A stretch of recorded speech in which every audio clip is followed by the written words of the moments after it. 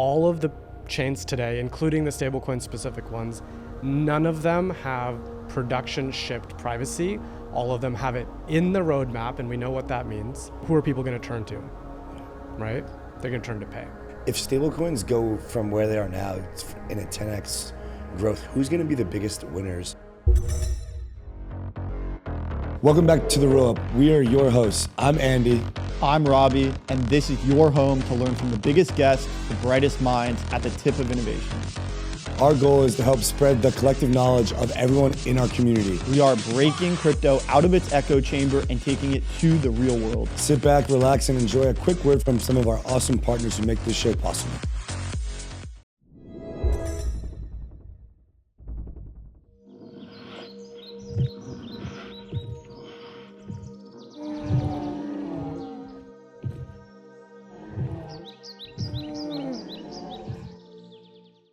The intersection of AI and crypto is moving fast, and soon an agent will be managing your on-chain transactions for you. But without guardrails, it's a disaster waiting to happen. Newton locks agents to your intent with cryptographic proofs and real penalties if they slip. Learn more at Magic Newton on X.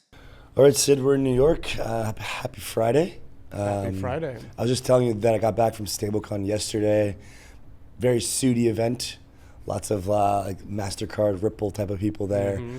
Spoke to a guy from American Express Ventures who's trying to invest in cross-border payments. Kind of came to the idea that a lot of the demand is coming from Africa, Latin America, and then, like, as I was saying, a lot of the supply is coming from the States in terms of USD-backed stablecoin. So yeah, that was just an interesting event. It was very different than the usual crypto conferences, but it was a nice change of pace. Yeah, I kind of noticed that when I was researching it, and which is one of the reasons I didn't go. Yeah. It was the first time. It was the inaugural one. Yeah. You're here in New York. You're building Pay. We just had a good Mamo NYC event with the Celeste ecosystem. You presented Pay. Maybe just do a quick TLDR on yourself and what Pay is. Cool. So my name is Sid Gandhi, CEO and co-founder of PolyBase Labs. We're building Pay. And my background is really in software engineering and product. Many moons ago in 2012 was when I first read the Bitcoin white paper. To me, it wasn't a financial tool. Like, the token was cool. I think it grew over time, obviously, from $8 to what it is today. But really, I was fascinated by this idea of this unlock for humanity, which is digital money that you can actually own like cash. Yeah. And lo and behold, 10 years later in 2022, that idea had not impacted anyone really in their daily life, right? And so I came back into crypto after 10 years in Web 2. I was at Apple. I was working on iOS. I was working on cybersecurity stuff for a while, even autonomous vehicle stuff for a while. But I came back and I reread the Bitcoin white paper just to ground myself. And I was like, oh crap, we have not delivered on this vision, and it's been a very, very long time. Yeah. And so at the fundamental kind of principle of what I care about is the idea of fairness and the idea of sovereignty for something that people spend their whole lives doing, which is earning money.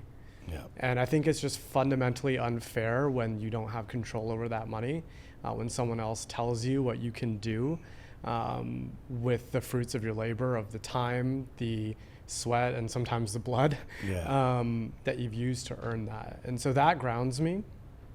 And what we're doing with Pay is taking what we've all wanted so badly for years, for a decade plus, of self-sovereign money, but adding a small twist to it, which is that you can actually use. Yeah. And what does that mean? You can use it to solve the problems in your daily life, right? And so what grounds me is the stories that I hear, the people that I talk to. I talk to a lot of people across a lot of different walks of life and verticals. I talk to my Uber drivers, my Door Dashers. I was in Argentina for 3 weeks last year talking to people there. Yeah. And just really understanding day to day, right? From your paycheck to when you spend in the grocery store, what are the problems that you face? And it turns out crypto is actually a really good solution to a lot of those things, but you just have to do it in the right way.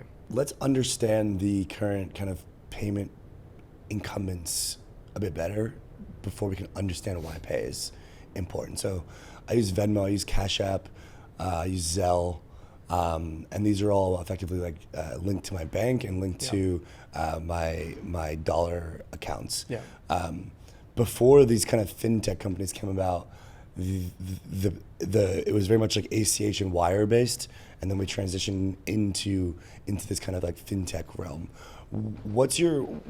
How do you think about this like dollar supply chain or this payments supply chain as we have it now? Like, what does that look like from, me sending you money on a fintech app or on a Zelle payment, et cetera, and then like, how do you think about reshaping that? Yeah, so fintech is basically lipstick on a pig. Okay. It's all banks at the back end, and fintech has built good UI and some abstractions over that, but the fundamental limitations still exist, which is fees, delays, and restrictions. And so fundamentally, people get a paycheck that goes to their bank account. They use that money to spend in their daily lives. Maybe they want to send money to people locally, around the world. I was just talking to this guy at this Celestia event, actually, who was doing like custom swag, like a leather passport. So he was a leather worker, and I told him about what Pay was, and he said, you know what? I hate Venmo. And I was like, tell me more. He uses Venmo for a small business. He was traveling around the United States, not even going internationally. And he said that his Venmo account got frozen. It got suspended. Yeah. He spent 2 or 3 weeks with support trying to get it unfrozen. He had to pay people. He couldn't pay those people. He had to borrow money. And like just had this terrible time with something that should be so simple, which is I'm earning money and I'm spending money. And the same story I've heard over and over and over again in the US with Venmo, with other countries and their local payment methods, and with international payments. Everyone has a financial horror story, I've realized. And I've become kind of a whisperer for it. So people just start telling me their bad financial experiences. And that's where we get all of our user research. That's where we build features from. When I read the news of people getting dangled by their legs in New York to get a Bitcoin key, private key. Yeah, that was pretty wild. To me, that is a fundamental failing of product, right? Now, if you have a ledger, you can have there's some weird things you can do where you have like a false password that opens up things, but that is a very advanced user thing.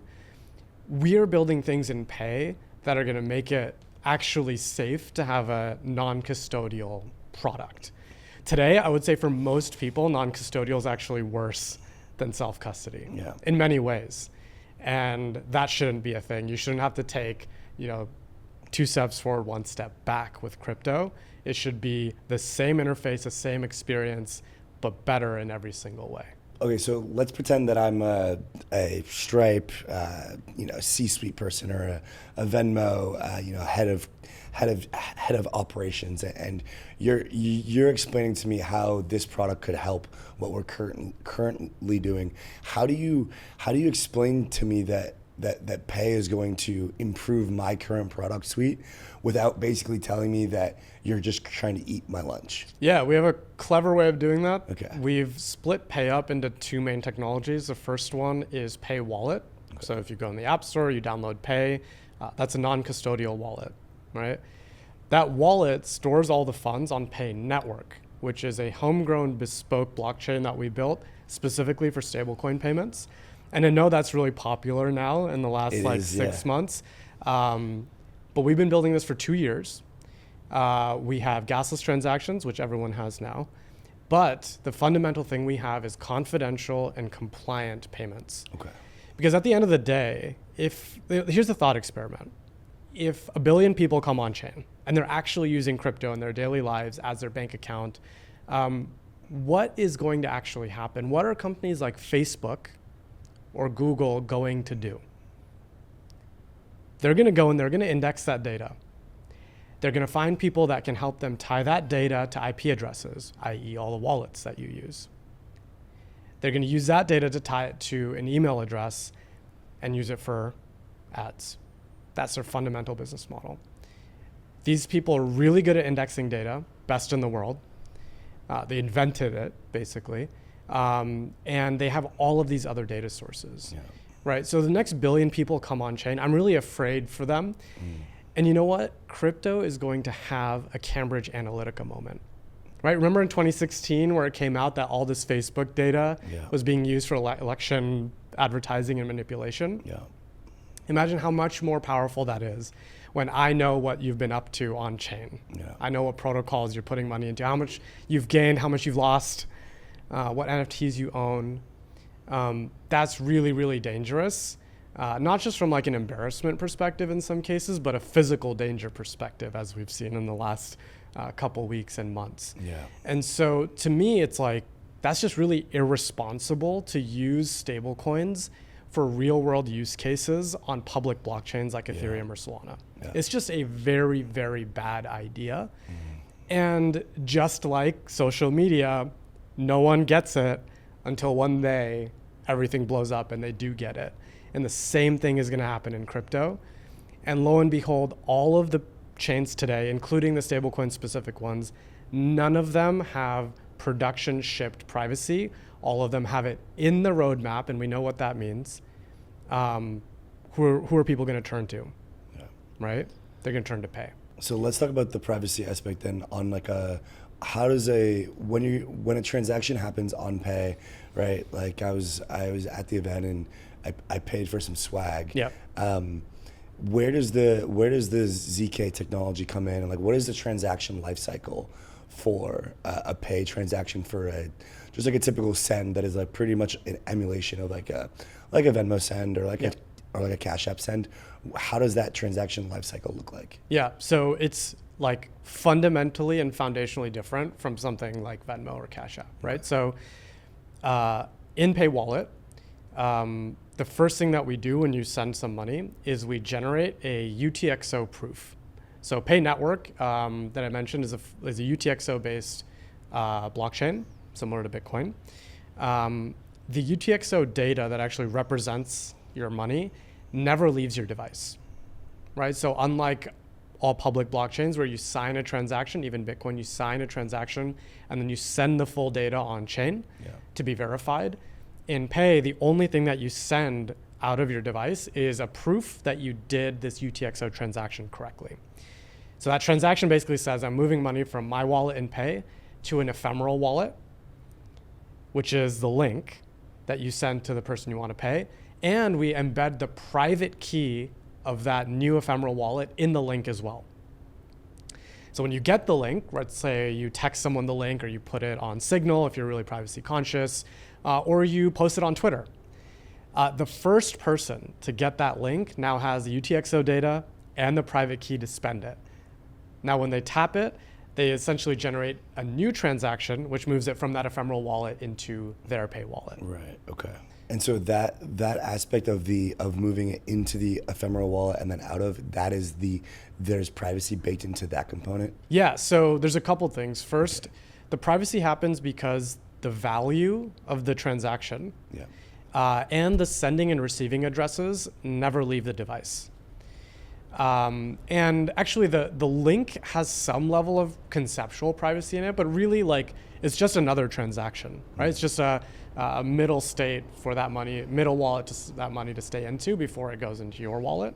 But what that fundamentally allows us to do is to not have a new, essentially social layer for payments. What do I mean by that? So today on Venmo, it's a new social layer, right? You have a Venmo address. Right. Even on chain, you have an address. It's a new layer that connects people. We said, actually, you already have 50 social layers from all the apps that you use to communicate. Why build another one?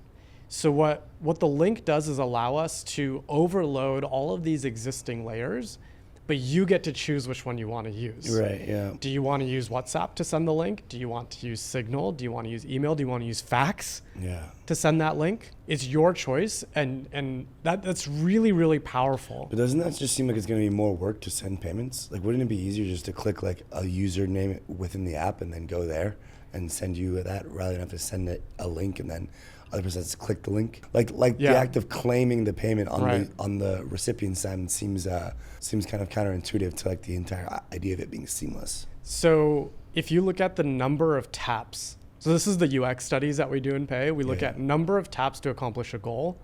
Using Payy has like less than 50%, sometimes around 20% of the taps that it takes you to send money on Venmo or Cash App or even on chain, right?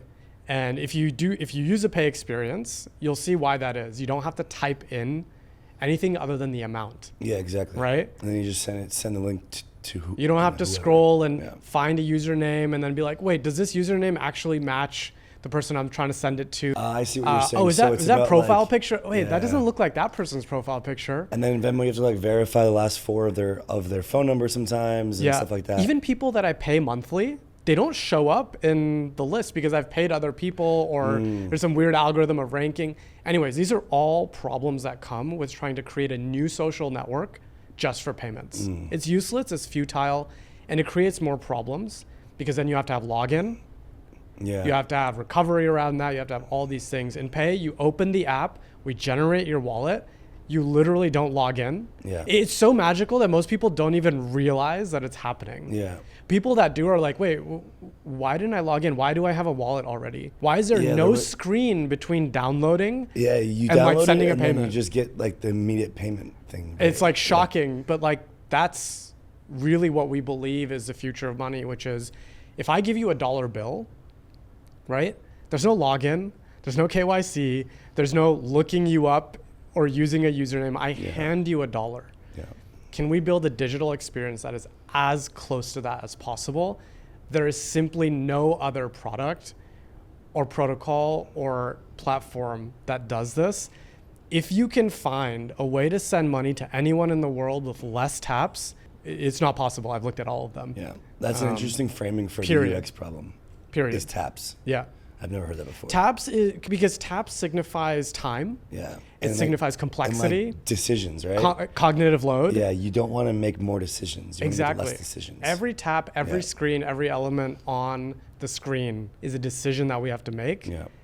And we are overloaded. Yeah, right? Always, yeah. And like when I use cash now sometimes, like if I'm buying a dollar slice or whatever and they don't accept card, it's actually a way more fun experience.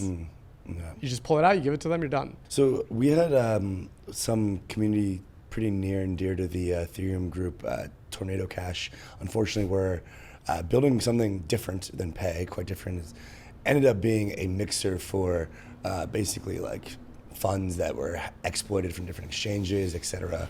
But the core idea was around this immutable privacy idea, which is strikingly similar to what you guys are trying to do from the payments perspective. How do you guys avoid a different outcome from the regulatory side than some of these previous privacy companies that have been basically completely shut out by different countries and legislators around the world? Yeah, I think it comes down to the DNA of the people that are working on specific projects. For us, we are not anti-government. We are not, like cypherpunk. We are practical in terms of unlocking those daily use cases. So Tornado Cash was built from a principled and frantic, like pretty pedantic perspective, which is good because that's how you build these truly decentralized protocols, which you need at a fundamental layer. But you have to have some level of practicality when you build these things. And so Payy fundamentally can't be used as a mixer. And when I tell this to people, it creates kind of an oxymoron. Like you have this transaction privacy, but how is it not a mixer? So I have to explain some like cryptography to explain like why this works. Hopefully it's not too in the weeds. So what we shield and what we keep confidential is the sender, the receiver, and the amount. In our white paper, we describe what we call proof of transaction lineage, which is we keep some data, some metadata around the lineage of a particular UTXO node. Now this gets into the details of how UTXO works, but essentially in your wallet, let's say you have $100, that's represented by one or more UTXO nodes. Those nodes have parents. Those parents are all the people that have sent you money in the past, or if you've on-ramped from fiat, it's wherever that note came on initially from the fiat side. If you've bridged in from another network, it's wherever that came in from the public network side. Let's say you bridged in from Ethereum, right? What we do is we store metadata around the original depositing address, or in the future, some fiat side ID as part of every UTXO note, and that gets passed down as you send from person to person, right? What that does is at the time of off-ramp, let's say you're off-ramping through Bridge or you're off-ramping through Coinbase. What do they want to know? They want to know that this money didn't come from some hack, from some North Korean group, from a theft. And so at the very fundamental, they want to do some blacklist checking. Yeah. What we allow them to do is to send a specific function, a circuit, a calculation over your UTXO notes that are private that they can send to your device. Your device can generate a proof that says, yep, none of the parents of my transactions have come from these blacklisted addresses. Yeah. And you can send that proof at the time of off-ramp. Now, this sounds similar to privacy pools in some way, but it's very, very different when you look at the implementation. It's practical and it works, and we've built the idea of this infrastructure layer on top of that that allows us API access to fiat on and off-ramp providers. Now, this is not implemented yet, and we're talking to partners on what exactly that final version of the API looks like. But it's extremely flexible. You know, imagine you go to other countries or other institutions, they have different rules that they want to apply. So all of those rules can be encapsulated within a ZK proof, within a circuit, and sent real time at the time of off-ramp. So there's no depositing into a pool and then proving something to pull out. There's no idea of like, there's some people, you want to make sure only the good people are in the pool. There's nothing like that. You get to prove for yourself based on your transaction lineage. Got it. So it's almost like this like ancestor.com, right? It has like all your ancestors. Yes. It's like this tree of like where you came from. Yep. It's like a similar That's kind a of really good mental way to model. put it. I'm going to use that from now on. Okay, so I it's like it. ancestor.com for where you're, when you're trying to off-ramp, you can basically prove that this has not came from any malicious sources, and then that allows you to navigate the legal kind of framework whatever as happens may. in the future, right? Right. Yeah. Okay, so the next kind of problem that I'll present is getting people to use this thing. Yeah. That is probably proven to be difficult thus far. I'm curious, like who's using Payy now? Why are they using it? Where are they using it? And then how do you plan to 10x this? Yeah, I think it's a really interesting question because in crypto you have basically two fundamental reasons to capture markets. The first one is provide real value to people. The second one is like incentivization, right? That incentivization, unfortunately, is usually not very long-lived.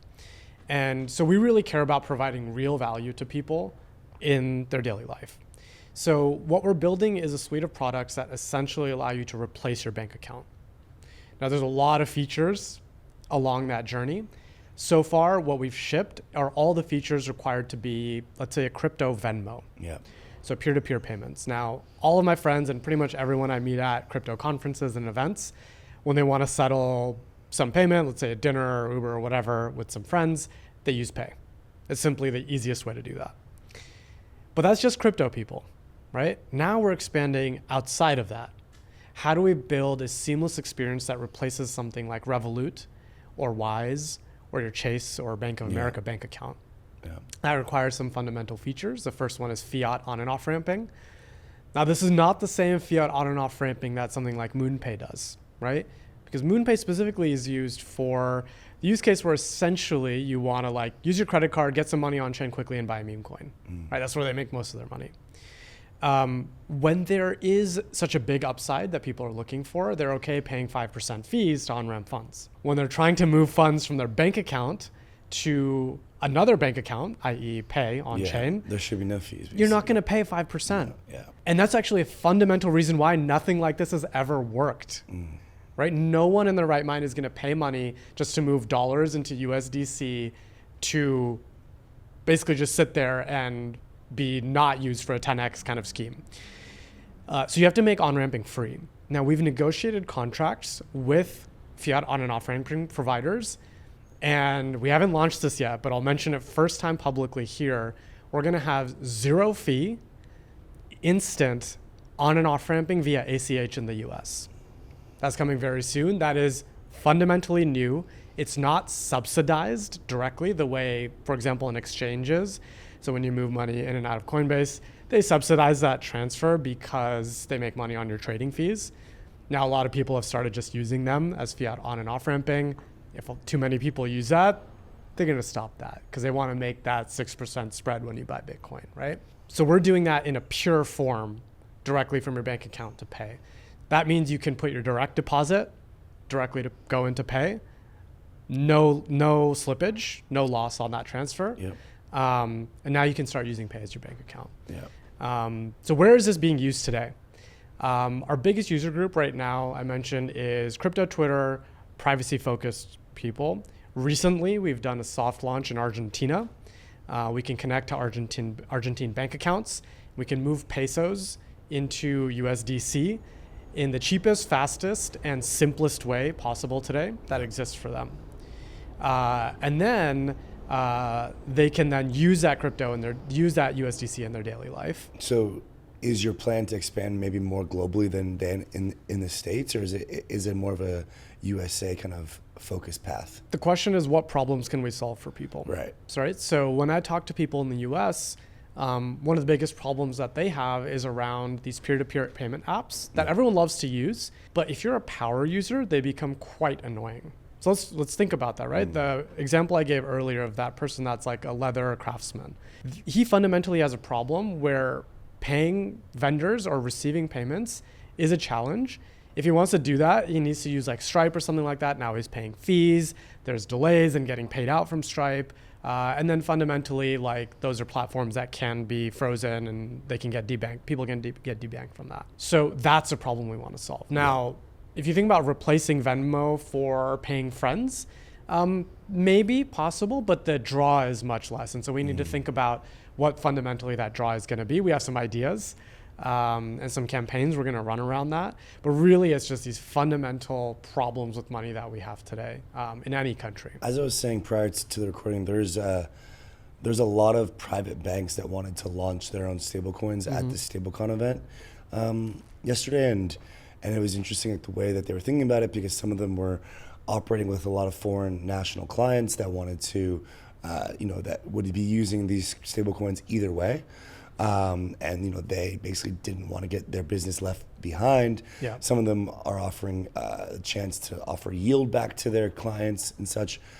I'm just curious, like, hypothetically, what would it look like for Pay to launch its own stablecoin? Like, is that viable from your unit economics? And perhaps this is a good time to kind of get into like how you guys are thinking about, revenues and business model, kind of like more mid to longer term. Innovating finance, global, institutional, and on-chain. Deep liquidity to drive capital efficiency. Now, maximize yields on institutional-grade liquid staking with METH. Unlock $1 trillion of capital via Bitcoin. All of this secured by Mantle's treasury of billions in stables and ETH capital pools. This entire ecosystem is coordinated by a vast network of seasoned VCs that are aiming to create the next generation of banking and financial technology. This is Mantle. Tired of multi-chain headaches? You need Omni. Omni makes being on-chain feel like you're online. Perform any action on any chain in less than 2 seconds. It's all powered by SolverNet, Omni's breakthrough SDK for cross-chain speed, scale, and cost. To kickstart adoption, the Omni Foundation is offering $10 million in rewards for SolverNet-powered apps. Start earning today at omni.network. Another thought experiment. Yeah. What happens when every bank has a stablecoin? Sounds fragmented. Sounds fragmented. Now you have liquidity problems. Maybe there is some version of this where, You can have zero slippage transfers between these tokens. We've already seen some version of this happen in crypto, but then you have all the chains as well. Essentially, what happens is consumers will no longer care about what stable they're holding. Yeah, they just want it to be stable. They just want to be stable and they want some level of trust around it. Yeah. In fact, even that is shaky. People use USDT. Most adopted stablecoin outside. I was telling some people at the stablecoin thing, like in 2016, 2017, USDT was totally unbacked. Like it was completely. Even now, like, it's unclear. Hot take. Well, you can go read Circle's transparency reports. I think every month or every 2 weeks, they publish like a EY audited report. I don't know if it's EY, but legit audited report that I can trust and that institutions can trust. Right. If you go look at Circle's transparency, Tether's transparency report, I did this 6 months ago. It may have changed. I'm just going to give my experience of what I actually did. I went on there. It was spotty. Some months they put it up. Some months the link is broken. Some they just skip some months, right? Like February is missing. We don't know why, but it's just not there. Yeah. This is my experience. Again, I'm not trying to FUD. I'm not trying to like say anything. I'm just trying to give the facts of what I experienced. That kind of thing fundamentally is gonna cause problems. Yeah. Now all the US-backed stablecoins and even like maybe the EU-backed like EuroC type stablecoin competitors, they're going to be regulated now through the new regulations that are coming out. So that's going to be much better.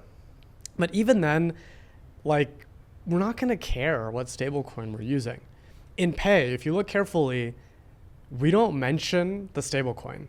It's just a $sign, right? The ticker is $sign. Yeah. But is it USDC underneath? It's USDC underneath right now. Yeah. We've built a configurable model. But yeah, it is just a $sign. You just get, it doesn't matter. Yeah. That's the whole point. Okay, so let's go back to so every bank launches a stablecoin. We're getting into kind of like this thought experiment about whether it would make economic sense for Pay to launch a stablecoin or, and it's also piquing my interest as to how you guys are going to make money and like build something sustainable longer term. Pay stable, maybe not. Yeah. Right. We can easily launch that today. Right. Yeah. There's so many providers to do that. Does it fundamentally benefit us in any way? Maybe. Right. We get some yield, etc. But until you're at like massive scale, we're not trying to earn like a little bit of yield here and there to add extra risk or complexity to the architecture, to where we can move and the kind of features that we can build, right? USDC is the most liquid. We can use anywhere. We can do all kinds of strategies with it. So let's keep that right now. The question is Pay network itself, right? As a sovereign network, where do we generate fees? All the transactions are gasless. All the fiat on and off ramping is free, or basically Pay network does not take any additional fee on top of what ramp providers charge. The revenue for Pay network comes from future features in yield or investment strategies that users will have access to. So if you can imagine, the first one that we are going to launch is treasury yield on chain, but make it accessible and democratized for anyone in the world to instantly get US treasury yield. That does not exist today. So in Argentina, I'll be able to download Pay, hop on, get some dollars in there, and then get it into a yield vault, essentially. Yeah. Number of taps, including typing your name for KYC and all that stuff. I was going to say, you have to do KYC then, right? For any fiat-related function, you have to KYC. There's really no way around that. So if you want to move money from a bank account anywhere in the world, you have to KYC. So if you do that in Argentina, number of taps is going to be the least that anyone has. What does that mean? It's the fastest, simplest, and easiest way, and it's also going to be the cheapest. Once that money's in Pay, it's literally 3 taps and a swipe to get treasuries. Right? How do you make that happen? That's the secret sauce. How do you make that happen privately? Because you don't want people seeing how many treasuries you own. That's a question we're answering. And then, of course, Pay network takes a cut of that. Now, when we have advanced yield strategies, you can start, borrowing, lending, LPing, staking, looping. As you build up your sophistication as an investor, will enable more and more features for you in Pay. And then there's more and more money for Pay network to be made at that point. Right.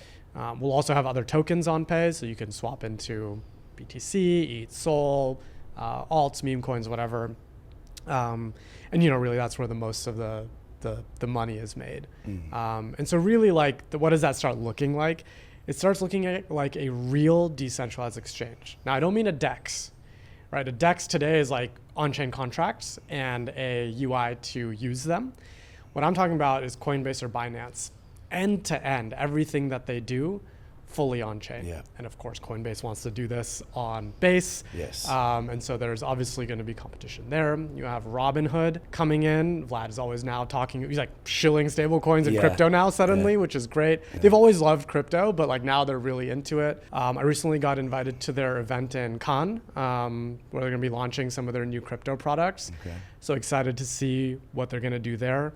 But fundamentally the question to Robinhood will be, let's say they use OP Stack. I don't know anything about what they're going to do for their infrastructure. But let's say they take an existing stack and they put Robinhood users' funds on there. Now it's great. You can do 24/7 settlement, super easy, send it anywhere. Except now everyone in the world knows how much money Robinhood customers have, how they're using it, when they're using it, how much money they're moving in and out. It's fundamentally broken. Yeah. And they cannot launch something like that, right? So when Robinhood wants to launch something like that, the question is posed, what infrastructure are they going to use? Later this year, we're going to open up Payy Network for others to build on top of. You can put 2 and 2 together there. Yeah. So that's really kind of like the plan for Payy, is to be the best place for anyone, whether that's crypto companies, fintechs, banks, whatever, to come and build a truly non-custodial on-chain experience, but not basically make it all public. Yeah, I'm curious on that lens, like kind of in the Robinhood, theme there.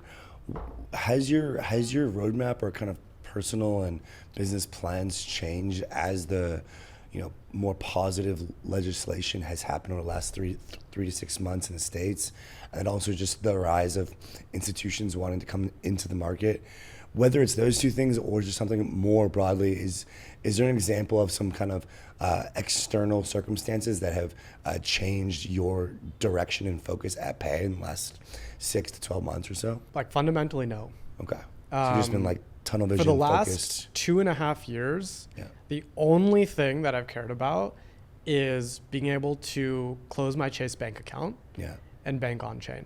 And just slowly and surely and linearly, we've been cranking away at the feature set that requires that to happen, right? I wish we could do that today, right? I wish I could have a bank account on Ethereum. I wish I could just use some EVM L2 and just be like, yep, I'm going to move all my money on chain and use that. And people have been wanting to do this for over a decade. Yeah. And granted, it's a graveyard of projects that have tried to do this and failed, right? And so for us, the question is, how are we fundamentally different? How are we approaching both product and marketing? But no, like nothing has changed in the last 2 years. Like, dude, last year, when we talked to people about a payments blockchain, they were like, really? Really? One more payments chain? Yeah. Stablecoins is so cooked. Yeah. No one cares. Yeah. Right? And like, that's crazy to think that was just like maybe 8 months ago. Yeah. Maybe even 6 months ago. Right, just January, February was when that conversation started changing, with the change in administration and a few other things. And who knows, that pendulum may swing all the way back. Yeah. No. That's not going to change what I fundamentally and what my team fundamentally cares about. And like, we will make on-chain banking a thing or die trying. People are saying that we're going to have maybe a 10x here in stablecoin supply. I think we're around like 250 billion total outstanding, and people are calling for 1.5 trillion to 2 trillion maybe by this time next year, the end of 2026. Like, where do you think there are going to be clear, like, so winners are often found by finding inefficiencies in markets, creating a product for that, and then dominating some market share. If stablecoins go from where they are now in a 10x growth, who's going to be the biggest winners? And whether they're companies or brands, or what parts of this kind of stablecoin supply chain are, I actually heard a guy call it a stablecoin sandwich the other day at the Stablecoin event, which I had never heard about. Which parts of this kind of payment infrastructure stack are going to be the winners, or which brands are going to win big? It's a good question. I think all the big brands so far are first movers, and so they're going to have staying power because of that. But if you think about it, like, why would someone, like, let's take Circle, for example, want to keep giving Circle all the yield that is being earned on stablecoins? Yeah. Right? So as the more people move in and more banks start to think about this, more businesses, that's going to be a hard market to be in. Now, Circle, of course, is strategically doing a lot of things to combat that. So interop, seamless moving from chain to chain. They recently, just last week in mainnet, launched Circle Payments Network. So that's a network of on and off ramp providers, so they can move to fiat easier and things like that. So I think they're doing great stuff, and they're really smart, like, awesome team, right? And they've been in the space for a very long time. Others, it's going to be hard. A lot of, like, yield-bearing stables are going to have a challenge of competing, right? We're competing on, like, bips here. And the moat is actually not that big if you can have low slippage swaps and move them from chain to chain. So that's a hard, like, vertical in this space. What I believe will have the most staying power is people that find a very specific use case and solve it end to end. So recently, obviously, trade finance is really important. It's quite a simple use case in many ways, because you just need to maintain 2 accounts on 2 sides, and as trade happens, reconcile and balance those accounts. There's complexities, I'm oversimplifying. But if you can have instant settlement and trust on those 2 things, that's already a move up from the way they do things today, using Swift Network or whatever. Then it becomes, okay, what are the off-ramping and on-ramping challenges for that? Can we do that at scale in bulk with very, very low fees? And the answer is yes, that's being worked on as well. But those providers are going to have a problem with the race to the bottom in terms of fees, right?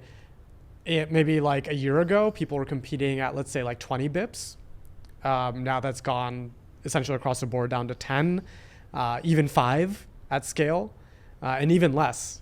So people are going to be competing on, like, that 1 bip of moving money on and off chain. At that point, like, your scale has to be bank level in order to make any kind of money. And even then, it's like, might be kind of annoying to have this business unless you have value added things around it.